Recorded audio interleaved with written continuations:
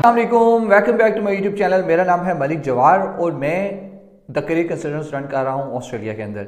Australia में international students को लेके और एजुकेशन को लेके government is very serious since जो माइग्रेशन स्ट्रेटजी हमने लास्ट दिसंबर में देखी 23 में, उसके बाद गवर्नमेंट ने जितनी बातें की थी उनसे रिलेटेड उन्होंने पेपर्स इंट्रोड्यूस करवाना शुरू कर दिए और उनको उन्होंने लॉन्च किया। अच्छा, अब स्ट्रैटेजिक फ्रेमवर्क एक डॉक्यूमेंट आया है एजुकेशन से रिलेटेड। गवर्नमेंट ने चुप करके सैटरडे वाले दिन खामोशी से एजुकेशन की वेबसाइट पे वो अपलोड कर दिया और उसमें डिफरेंट चीज़ें हैं जो कि बहुत शॉकिंग भी हैं, उनमें कुछ चीज़ें ऐसी भी हैं जो कि इवन हमारे बिजनेस को भी इम्पेक्ट कर रही हैं।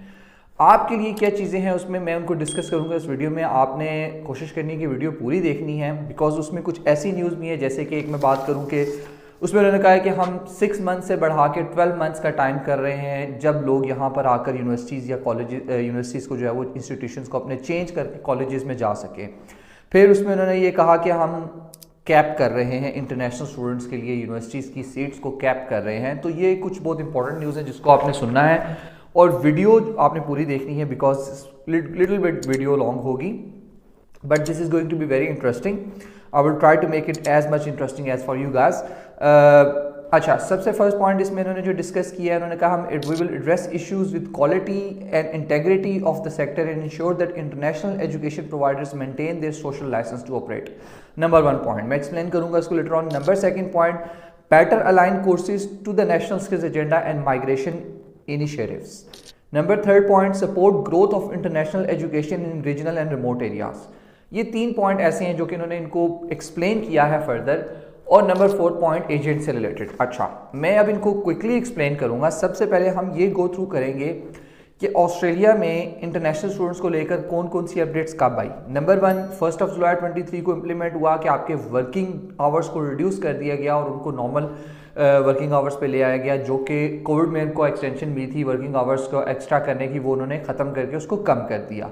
देन अक्टूबर में 1 अक्टूबर 23 को उन्होंने लिविंग एक्सपेंसेस को रेज करके उन्होंने कहा कि 24,505 आपको होने चाहिए 1 ईयर के लिविंग एक्सपेंस दिखाने के लिए। नंबर 2, इंग्लिश लैंग्वेज का स्कोर उन्होंने बढ़ा दिया। नंबर 4 उन्होंने साथ ही इसी साल में उन्होंने 485 की जो एज लिमिट थी उसको भी कम कर दिया उन्होंने।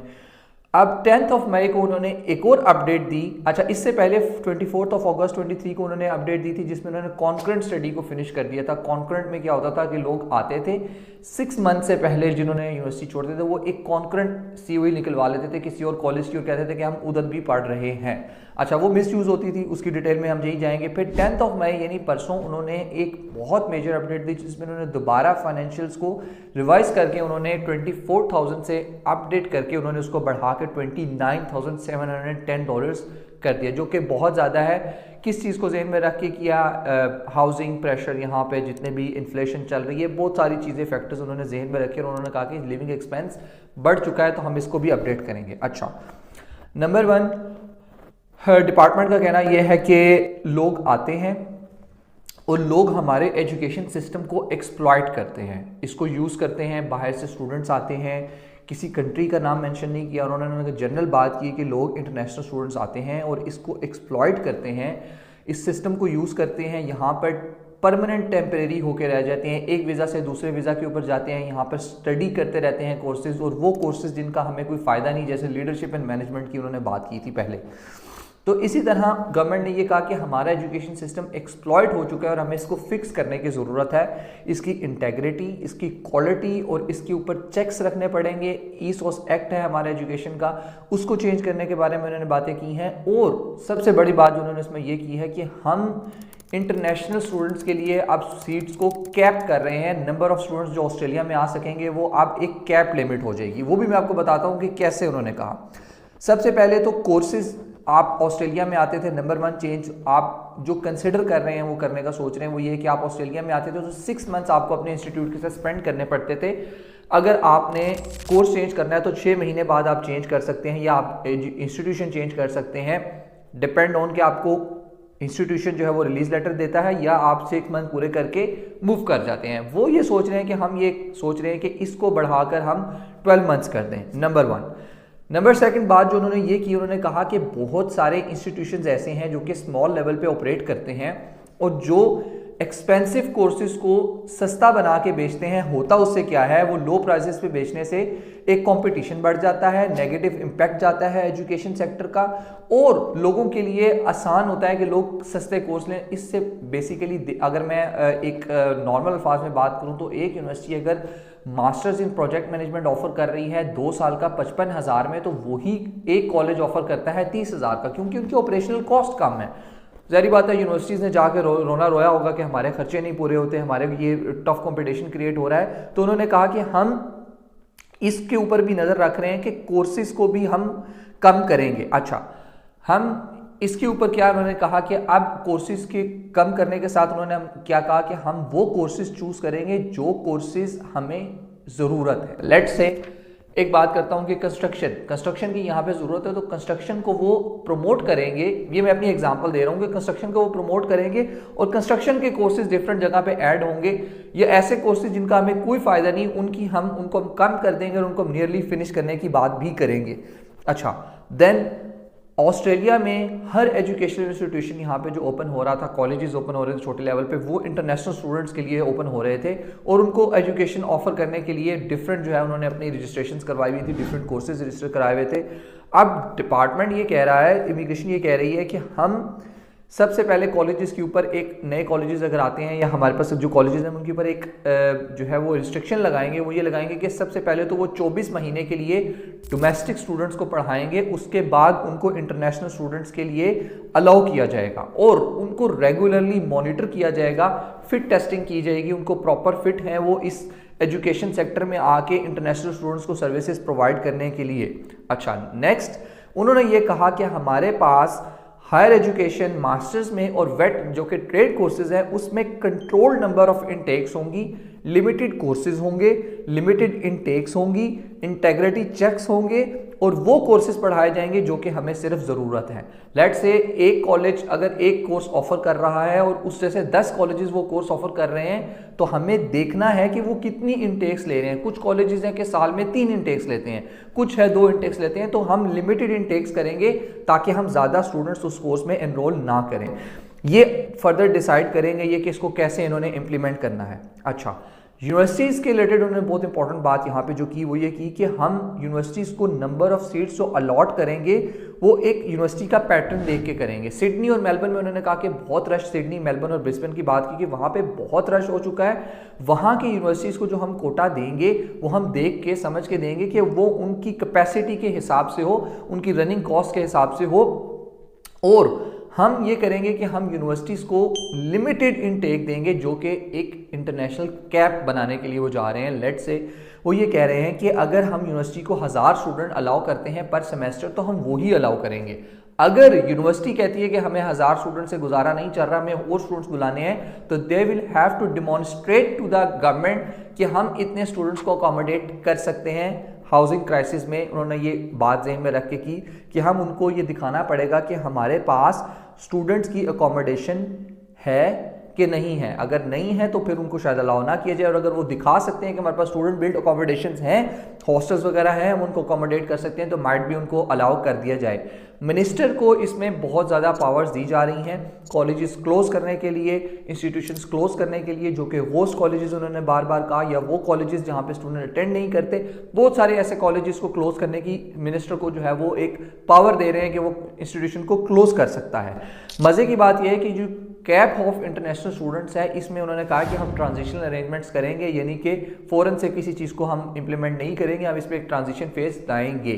तो होपफुली कि उसमें हमें एक टाइम दिया जाएगा उसको स्लाइटली रिड्यूस करने से पहले, क्योंकि जब उनको एक लिमिटेड नंबर्स दे दिए जाएंगे तो उसको वो बहुत जल्दी अगर अप्रोच कर लेते हैं तो उसके बाद तो ऑस्ट्रेलिया के स्टूडेंट वीज़ा बंद। लेकिन वो ये कह रहे हैं कि इसमें ट्रांजिशनल अरेंजमेंट हम रखेंगे, तो hope for the best. Next point जो उन्होंने ये किया कि हम फोकस करेंगे, ये एक बहुत इंटरेस्टिंग बात है कि हम फोकस करेंगे इंस्टीट्यूशंस को इस चीज़ पे कि इंस्टीट्यूशंस ऐसे हों, कॉलेजेस ऐसे हों जो कि स्टूडेंट को ना सिर्फ कोर्सेज पढ़ा रहे हों, कोर्सेज के साथ साथ उनको इंटीग्रेटेड लर्निंग के साथ साथ उनको इंटर्नशिप्स प्रोवाइड करें, वर्क प्लेसमेंट्स हों, उनकी लर्निंग्स हों, ऑन फील्ड एक्सपीरियंस लें ताकि वो यहाँ पर रह के ग्रो कर सकें।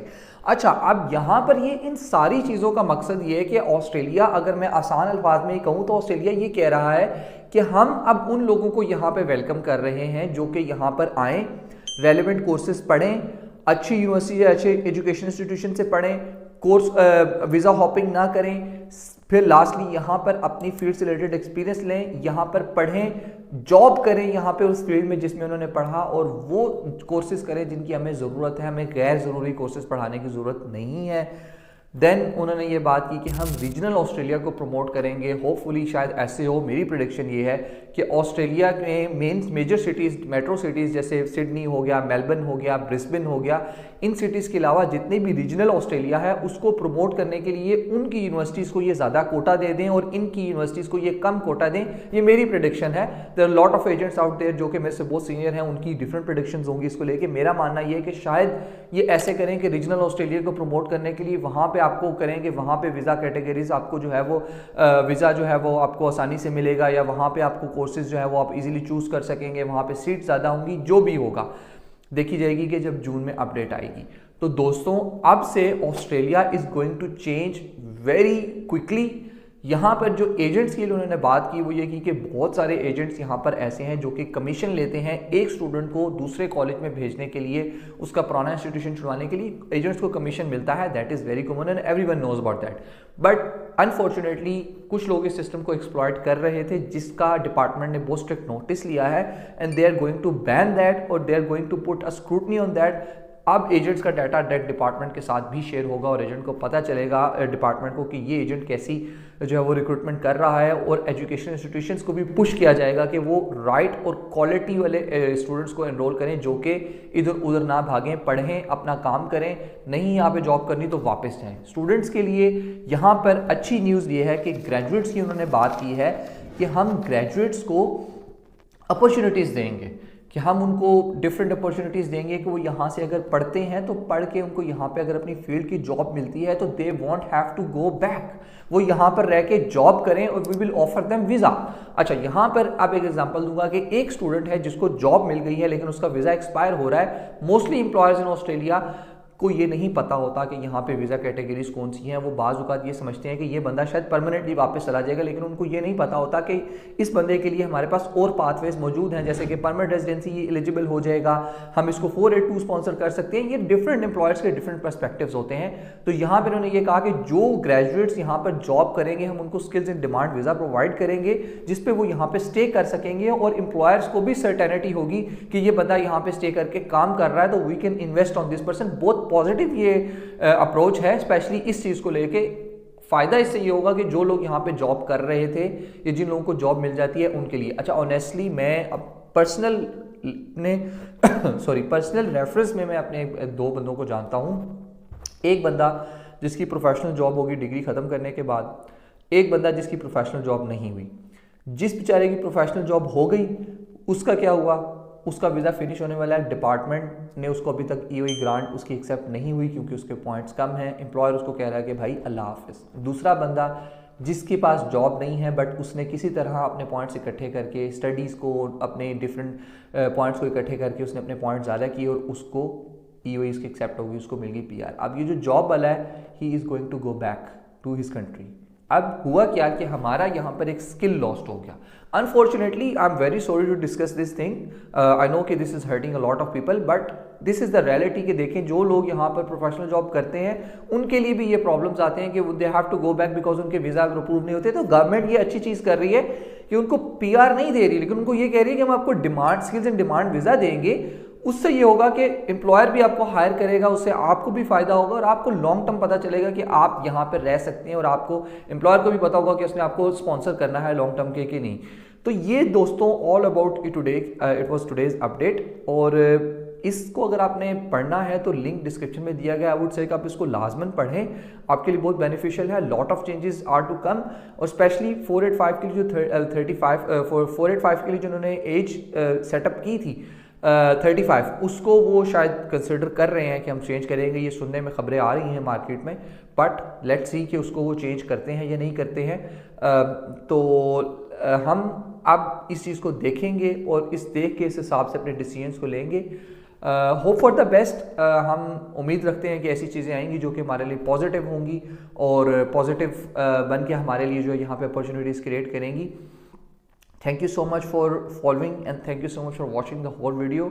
अगर आपको कोई क्वेश्चन हैं तो आप कमेंट बॉक्स में मेंशन कर सकते हैं, I will try to answer them. अगर आप यहाँ पे मूव करना चाहते हैं, हमारी हेल्प चाहते हैं, तो हमारी professional team is always there to help you. See you in the next video guys and follow for more.